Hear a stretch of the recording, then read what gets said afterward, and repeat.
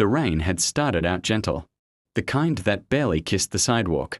But by the time Ethan Parker stepped out of the subway station, it was pouring like the city itself had finally decided to cry. He checked his phone for the third time in a minute. One missed call. One voicemail. From the company he'd dreamed of working for since college. Today mattered. Today was supposed to change everything. Ethan adjusted the worn strap of his backpack and broke into a hurried walk toward the towering glass building across the street. 30 minutes. That's all the interview was supposed to take. 30 minutes that could mean health insurance for his mom, a real apartment instead of the basement room he rented, and a chance, finally, to breathe without counting every dollar. Then he heard it. A sharp cry cut through the noise of the rain and traffic. Not loud. Not dramatic. Just scared. Please, someone help. Ethan stopped. Across the street, near a bus stop, a young girl couldn't have been more than 16. She was hunched over, trying to drag a suitcase with one broken wheel while shielding her face from the rain. A man stood too close, too aggressive, his voice low, his posture wrong. Ethan couldn't hear the words, but he recognized the fear. He'd seen it before, in his own reflection, in harder years. He looked back at the building. The security guard was already visible through the glass doors. The interview clock in his head started screaming. Don't get involved, his mind said. Just keep walking. But his feet wouldn't move. The man grabbed the girl's wrist. That was it. Ethan crossed the street without thinking, rain soaking his suit, heart pounding. Hey, he called out, louder than he meant to. She said she needs help. The man turned, eyes narrowing. Mind your business. She's a minor, Ethan shot back, positioning himself between them. Let her go. The girl's fingers tightened around his sleeve like he was the only solid thing left in the storm. A tense moment passed. Cars honked. Someone shouted from a window. The man cursed under his breath, shoved the suitcase to the ground, and walked away, disappearing into the rain like he'd never existed. The girl burst into tears. I don't know what I would have done, she said, voice shaking. My phone died. I got lost. He said he'd help me find my hotel. Ethan picked up the suitcase, checking the wheel. You're safe now, he said gently. Let's get you somewhere dry. By the time he helped her call a car service, gave her his umbrella, and made sure she was inside, his phone buzzed again. Unknown number. He answered, breathless. Hello. Yes, a clipped voice said. This is Human Resources from Whitmore Technologies. We waited 20 minutes. Unfortunately, the position has been filled.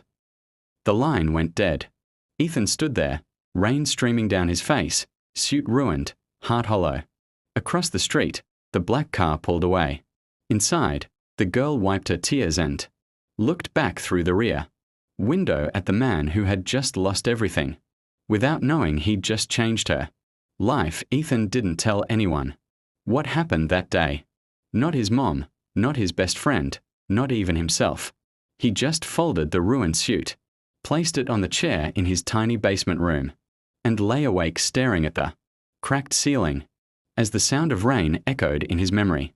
Every time he closed his eyes, he saw the glass building, the unanswered phone call, and the look of relief on the girl's face. Weeks passed. Rejection emails filled his inbox like polite little reminders of failure. We've decided to move forward with other candidates. Your qualifications are impressive, but his savings shrank. His mom's medical bills didn't. Some nights, he skipped dinner without calling it that. Still, he didn't regret stopping. He told himself that whenever doubt crept in. One afternoon, nearly a month later, Ethan landed a temporary job delivering documents for a courier service. It wasn't glamorous, but it paid cash and didn't ask questions. On his third day, he was sent to deliver a sealed envelope to a corporate address. That made his stomach tighten. The moment he read it. Whitmore Technologies. The same building. The same glass doors. Ethan hesitated on the sidewalk, memories rushing back. He considered asking for a reassignment, but rent was due, and pride didn't pay bills. He took a breath and walked in. The lobby looked exactly the same: polished floors, quiet efficiency, people who belong there. He handed the envelope to the receptionist, who glanced at the name, then at him. "Please wait," she said. "I'm just the courier," Ethan replied quickly. "No need." But she was already on the phone. Minutes later, a man in a tailored suit approached. He studied Ethan with a curious intensity. "Ethan Parker." "Yes," Ethan said cautiously. "Follow me, please." They rode the elevator in silence, ascending far higher than the interview floors Ethan had once hoped to reach. When the doors opened, they stepped into a private executive wing. The man gestured toward a conference room. "Someone would like to see you." Ethan's pulse thundered. Inside the room sat 3 people. 2 executives he vaguely recognized from company profiles, and a familiar face that made his breath catch. The girl. She looked different now. Confident, dry, composed. But when her eyes met his, they widened in recognition. "It's him," she said instantly, standing up. "Dad, that's the man. The one I told you about." "Dad." Ethan's mind struggled to catch up. The older man at the head of the table rose slowly. His presence filled the room without effort. "Mr. Parker," he said, voice calm but heavy with authority. "I'm Richard Whitmore, CEO of Whitmore Technologies." Ethan swallowed hard. "My daughter lost her way that night," Richard continued. "She made a mistake trusting the wrong person. And then you stepped in, without knowing who she was, without expecting anything in return." The girl smiled softly at Ethan. "You gave me your umbrella," she added. "You missed something important because of me. I never forgot your face." Ethan finally found his voice. "I just did what anyone should have done." Richard's expression softened. "That's the problem," he said quietly. "Too many people don't." He slid a folder across the table. Inside was an offer, but not the one Ethan had lost. It was something far bigger. And suddenly, the worst day of Ethan's life didn't feel so wasted after. Ethan stared at the folder like it might disappear if he blinked. The salary figure alone made his chest tighten. Not from excitement, but disbelief. It was more than he'd ever earned in a year. More than enough to erase the quiet fear that had followed him since his father passed away, and his world became a careful math problem of survival. But something didn't sit right. He closed the folder gently and looked up. "Sir," he said, voice steady despite the storm inside him, "with all respect, I didn't help your daughter to get a job." Richard Whitmore studied him for a long moment, then leaned back in his chair. "And that," he replied, "is exactly why you're sitting here." The girl, Emily, let out a small laugh. "I told you he'd say that." Richard nodded. "When Emily told me the story, I didn't send people to look for you immediately. I waited. I wanted to know what kind of man you were when no one was watching." Ethan frowned. "You watched me." "Not like that," Richard said calmly. "We checked your background, your references. We learned you've been supporting your mother since you were 21, that you volunteer at a food pantry on Sundays, that you turned down a cash bonus at your last job because you felt it wasn't earned." Emily leaned forward. "You didn't even post about helping me. Most people would have." Ethan shifted uncomfortably. It didn't feel like something to share. Silence settled over the room, thick and heavy. Richard finally spoke again. "The position you interviewed for that day, junior analyst, it was already limited in scope.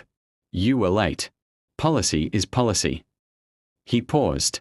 "But leadership isn't built on policy alone." He slid a second document across the table. "This," he said, "is a paid leadership fellowship. 6 months. Direct mentorship under me. No shortcuts. No favoritism. You'll be challenged. You'll fail. And if you don't belong here, you won't stay." Ethan's throat tightened. "And if I say no?" he asked quietly. Richard's eyes softened. "Then I'll still know my daughter is safe because of a good man. That would be enough." Ethan thought of his mother, pretending she was fine when her hand shook from pain. He thought of the rain, the girl's fear, the moment he'd chosen to stop walking. He opened the folder again. Not for the money. Not for the title. but for the chance to matter. I'll do it, he said. As long as I earn it. Richard smiled, not the polished smile of a CEO, but the proud one of a father who'd seen the world restore a little balance. The fellowship was brutal. Ethan worked longer hours than he ever had. He was questioned, challenged, doubted.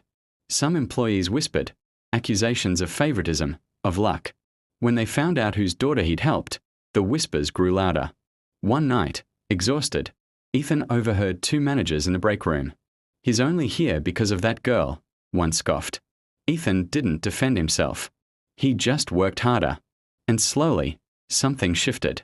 People started noticing the way he stayed late to help teammates, the way he owned his mistakes, the way he spoke up when someone was overlooked.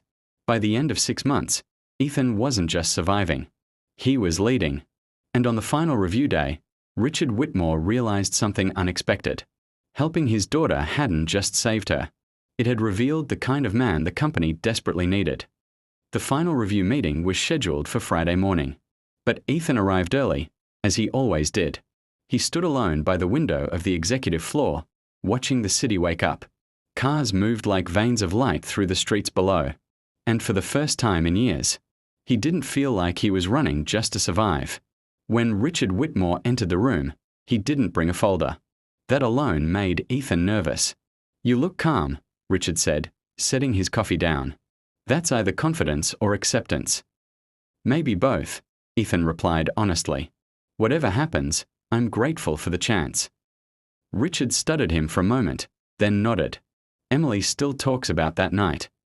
Ethan smiled faintly. "I'm glad she's okay." "She is," Richard said, "because someone chose kindness over convenience." The door opened again, and several executives filed in. Emily took a seat near the wall, offering Ethan a quiet, encouraging smile. The atmosphere shifted, formal, expectant. Richard finally spoke. "6 months ago, this company gained more than a fellow," he said. "We gained perspective." He turned toward Ethan. "You were doubted, questioned, judged unfairly. You never defended yourself with words, only with work. You showed integrity when it was inconvenient, and leadership when no one asked for it." He slid a single document across the table. "Effective immediately. We are offering you the position of Strategic Operations Manager." For a moment, Ethan couldn't breathe. Then Richard added, "with full benefits and flexibility." Ethan's voice shook. "Flexibility?" "So you can be there for your mother," Richard said gently.